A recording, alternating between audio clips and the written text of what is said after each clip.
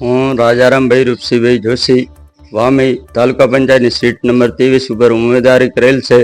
મારો વિસ્તાર વામી, ભાપી, ભડોદર, લોરવાડા તમામ જાતિઓને 18 આલમોને વિનંતી કરું છું કે 26 તારીખના દિવસે લગ્ન પ્રસંગો હોવાથી તમામ નીચે તાલુકા પંચાયતના ઉમેદવાર તરીકે રાજારામભાઈ રૂપસીભાઈ, જિલ્લા પંચાયતના ઉમેદવાર તરીકે વેલજીભાઈ, બંનેમાં કમળનું નિશાન ઉપર બટન દબાવી ભવ્ય વિજય અપાવો એવી આશા અને અપેક્ષા સાથે આપને પ્રાર્થના કરું છું. જે હાલ આપ ચૂંટણી લડી રહ્યા છો તો કયા મુદ્દાને ધ્યાનમાં રાખીને આપ ચૂંટણી લડી રહ્યા છો?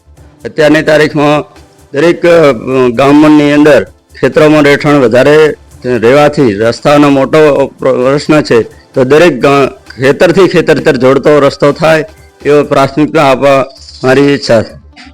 હાલમાં તમારો ચૂંટણી ન જવાથી પ્રચાર પ્રસાર પણ ચાલુ છે, તો એ પ્રચાર પ્રસાર દરમિયાન એવી કઈ બાબતો ધ્યાને આવી કે જે હજુ સુધી લોકોને પ્રાયોરિટી મળી નથી, તો એ તમે જીત્યા બાદ પૂરી કરશો? મોટો પ્રશ્ન શાળાના બાળકો છે. શાળાના બાળકો શિક્ષણ માટે કાચે રસ્તે રેતમાં ગરમ રેત હોય છે, કાંટા કાંકરા હોય છે, એના માટે જેમ બને સરકાર પહેલા રસ્તાઓ બનાવે.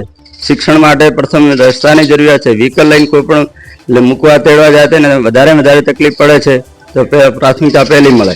લોકો તરફથી કેવો પ્રતિભાવ મળી રહ્યો છે? લોકો પરથી અભૂત પ્રતિભાવ મળી રહ્યો છે. અત્યારે ડબલ એન્જિનની સરકાર ચાલી રહી છે.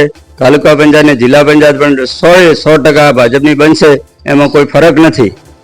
લોકોને શું હૈયાધારણ આપશો? લોકોને હું એવી હૈયાધારણ આપું છું, કોઈ પણ ગામનો કોઈ પણ પ્રશ્ન હશે એ સત્વરે જેમ બનશે એમ પ્રાથમિકતા આપી વહેલી તકે ઉકેલવા મારા 100% પ્રયત્નો રહેશે.